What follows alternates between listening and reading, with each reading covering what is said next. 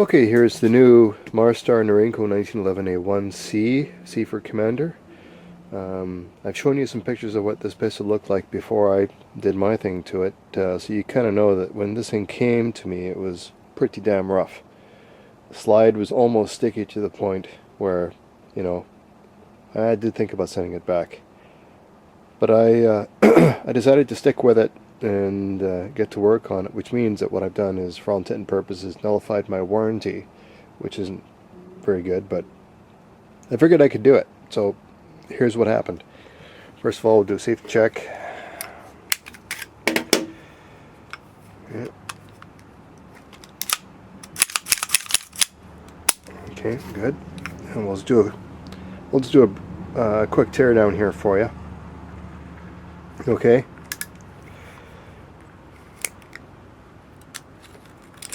I will say though that I've had to put a lot of work into this thing to smooth it out.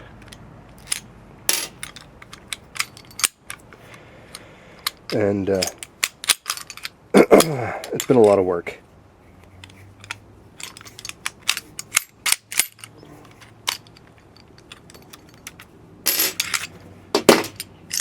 Okay.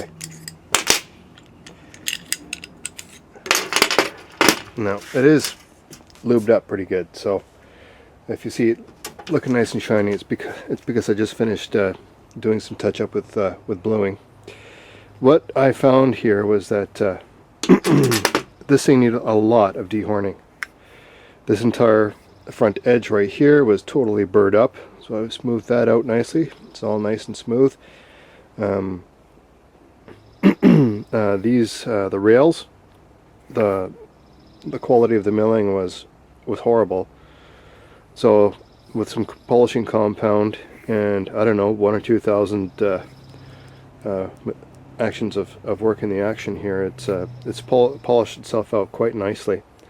I'm just using the cheap bluing, the cold bluing stuff to touch up the bare metal components. It seems to have worked sufficiently for my purposes. This here was pretty much the same. There was burrs all along this edge here. This was literally sharp enough you could have cut yourself on it. So that's all been polished off. It's nice and smooth. These areas here, I was getting a fair amount of contact with the slide. Those areas have been relieved just enough so that we have 100% clearance. And you'll see that the internals here, all of these surfaces here are nicely polished up. Oops, so you can't see that. These are all nicely polished up. Okay. The magazine here, you've got a bunch of snap caps in here. This here is one of the good mags. This is a Wilson Combat magazine, and it would not drop free. Okay, it would not drop free from the receiver. I've found that there was a lot of contact in this area here. You can see, here we go, lots of contact in here. Needless to say, the feed ramp was also pretty rough, so that's been polished up right here. And I've polished along all of the internals of the magazine well in order to actually get it so that the magazine would drop free. I didn't do anything with the barrel. Nothing really to do with the barrel. The spring guide, you can see that I polished this up too. This was even a bit sticky, believe it or not. So, you know, just to take remove as much resistance as possible. That's pretty much it. This the barrel bushing was a bit of a pain in the butt. The quality of the milling is not good. In fact, I would say this is probably a part that I should replace. I have had to polish it with 1000 grit wet and dry sandpaper because it was a bitch trying to get in and out every single time because it would grab. It would just grab. So let me just do a quick reassembly, and I got one other thing I want to tell you here. Okay, you'll have to excuse me, I got a bit of a cold here, so if I sound nasally, it's because I am. This here is, I've reassembled the pistol. And just to show you that the mags do drop free, well, of course when it's not pointing up and down. What the hell? How come you're not doing it now? This thing is covered in oil. Anyway, so now the magazine isn't dropping free, whereas it did before I lubed it all up. So one other thing I wanted to bring to your attention is this rear sight. This is the first time I've seen Norinco come out with an adjustable rear sight, and I have to tell you, it's slightly wanting. First of all, it's loose. You probably can't see it moving, but it is moving.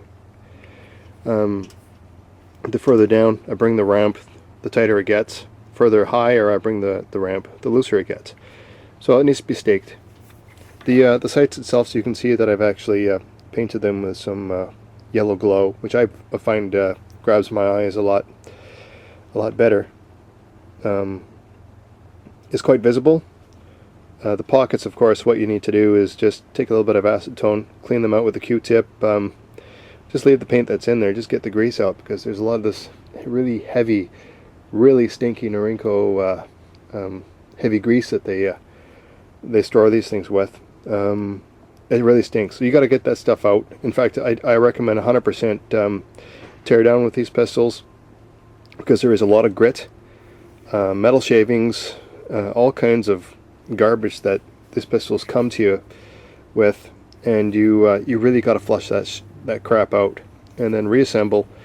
One of the benefits that I will say about this particular pistol that I'm quite pleased with is the trigger. Believe it or not, it's actually pretty good. Safety check. I'm thinking there's a little bit of creep, but really not too bad. I think after 200 or 300 rounds it'll clean itself up pretty good. But it's actually pretty good. The trigger is actually quite nice compared to a bunch of the Norincos I've seen in the past. However, I will say that this particular pistol did let me down a little bit. I wasn't too terribly pleased when it arrived in the mail. A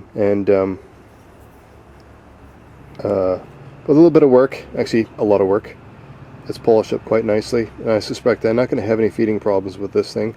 I actually haven't had any feeding problems with the Norinco, whether it's had the touch of a gunsmith or not. They've always seemed to run quite well.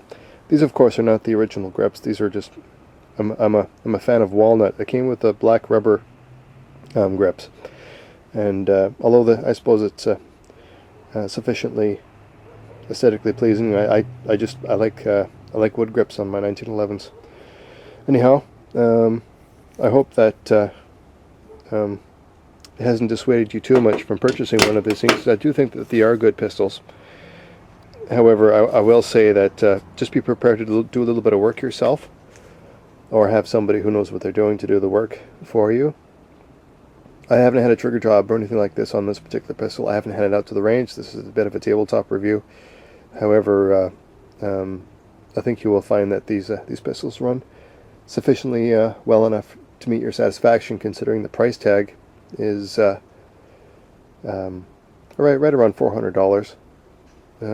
About $450 after it was shipped to me from Marstar. Again, that's pretty much typical for Norinco products. They're right around that dollar figure for everything that they sell, whether it's an M14S or M305, NP22, 1911A1. They all run pretty much about the same price. Doesn't really matter what you buy. That's what you pay for it.